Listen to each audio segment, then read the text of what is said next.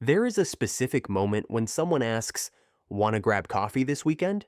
And your entire nervous system screams danger, but you still smile and say, "I'm busy." And then they leave. And you feel two things at once: relief that you're safe, and a quiet grief you can't explain to anyone, least of all yourself.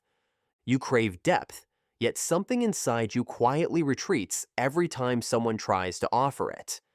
If this is you, you cancel plans and feel guilty, but also relieved. You rehearse conversations before they happen and replay them long after. You find it easier to disappear than to explain. And when someone gets too close, something in you starts looking for the exit. You aren't alone in this, and you aren't broken. What you're experiencing has a pattern, what we might call the Atlas Compulsion, a survival strategy built around carrying everything alone. Not because you're strong, but because you learned early that having needs made you a burden. Maybe it was a parent who was physically present but emotionally absent. Maybe it was being told to figure it out yourself. Attachment researchers call what developed from those experiences dismissive-avoidant attachment, a psychological adaptation where the nervous system learns to suppress the need for connection entirely, because connection was never reliably safe. And here is what no one ever told you: it worked. The walls you built weren't a flaw. They were architecture, designed by a younger version of you who needed to survive. You aren't pushing people away. You are trying to be safe. In your neural architecture, safety means control, and vulnerability, to you, registers as existential threat. Here's what's happening in your brain when someone offers help. Your amygdala, the brain's ancient threat detection system, doesn't process that offer as safety. Research suggests it classifies it as vulnerability. And to a nervous system shaped by early loss or neglect, vulnerability and danger feel identical. That isn't a character flaw. That's a wiring diagram. Think of it this way. If you touched a hot stove as a child, your hand pulled back before your brain registered pain. You didn't decide to pull away. The reflex decided for you. That is exactly what happens when someone offers connection to a nervous system that once got burned by it. The withdrawal isn't a choice, it's a reflex, and you cannot shame a reflex into disappearing. By the time you feel the urge to pull away, the decision has already been made somewhere far below conscious thought. You aren't rejecting people. Your nervous system is rejecting risk. There is also a second mechanism, a pattern psychologists describe as relational debt thinking. Evidence suggests you may unconsciously view relationships as a ledger.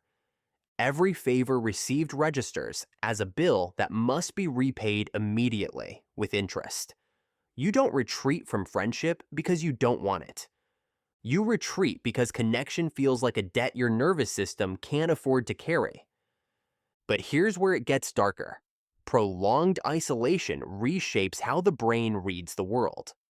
Evidence shows that chronic disconnection is associated with sustained stress hormone activation, locking the nervous system in low-grade threat mode, which makes reaching out feel impossible, which deepens the isolation. There is nothing wrong with you. There is something that happened to you. You are not broken. You are not incapable of connection. You are over-adapted to danger. That is a very different problem, because it has a very different solution. The strategy that kept you safe also kept you alone. Both of those things can be true at the same time. What feels like independence may actually be a dependency on the feeling of control, because control was the only thing that ever felt safe. The armor kept you alive, but you've been wearing it so long you've forgotten it isn't your skin. You didn't choose the weight. You were handed it before you were old enough to know you could put it down. Real independence isn't refusing help.